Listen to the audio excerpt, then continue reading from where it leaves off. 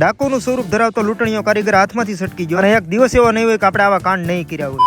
Video જોતા જાવ એટલે તમને ખબર પડી જાય. ગુડ મોર્નિંગ અને જય માતાજી. હમણાં વિડીયો નથી બનાવતો એનું કારણ મિત્રો આપણી પાસે કામ બહુ જાજુ હોય ને સમય બહુ ઓછો, એટલે એડિટ કરવાનો ટાઈમ બહુ ઓછો મળે. તોય બહુ મુશ્કેલથી આપણે વિડીયો બનાવવાનું તો ચાલુ જ રાખશું. અને આજ આખો દિવસ આપણો ટ્રેક્ટરની સીટ માથે જ જવાનો છે, એટલે સવારમાં પહોંચી ગયો ફર્સ્ટ લોકેશન ઉપર. પણ મારી પહેલા તો આ ગબરુભાઈ આખી ગેંગ લઈને પૂગી ગયા. ઓ ગબરુભાઈ, હવે આ ખેતરમાં માલઢોર અને ઘેટા બકરા ચરતા થાય એટલે મેં મીકું પડતું અને પહોંચી ગયો બીજા લોકેશન ઉપર. મારું કામકાજ કરી દીધું ચાલુ. અને આ બાજુ આવ્યો એક પતંગ લૂંટતો લૂંટણીયો કારીગર. જેવો જ કેમેરો સામો કર્યો એવો તો સટકી ગયો. એને ખબર પડી ગઈ કે આ વિડીયોના માધ્યમથી મારા ખોબા ઉપાડી લે.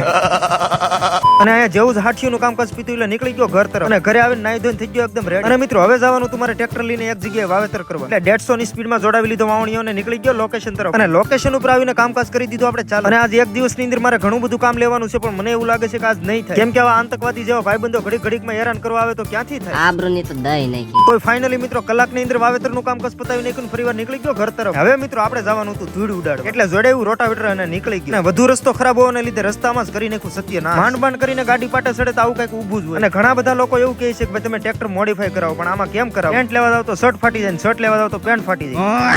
ફાઇનલી પહોંચી ગયો લોકેશન ઉપર અને ધૂળ ઉડાડવાનું કરી દીધું આપણે ચાલુ. અને આ એકના એક ખેતરમાં આપણે રોટાવેટર 3 થી 4 ફેરું ખગડાવવાનું છે, કેમ કે આમાં વાવેતર કરવાનું છે ડુંગળી. પણ મિત્રો રોટાવેટર રાખવામાં એક મોટો પ્રોબ્લેમ થાય, ધૂળના પપોડા નીકળે અને એની આરે આપણે પપોડા નીકળી જાય. તો ફાઇનલી મિત્રો રોટાવેટરનું કામકાજ આપણે બહુ મુશ્કેલથી પતાવી નાખ્યું ને નીકળી ગયો ફરીવાર ઘર તરફ. તો હવે મિત્રો આપણે મળશું એક નવા મિની બ્લોગમાં. બધાને જય માતાજી, બાય બાય.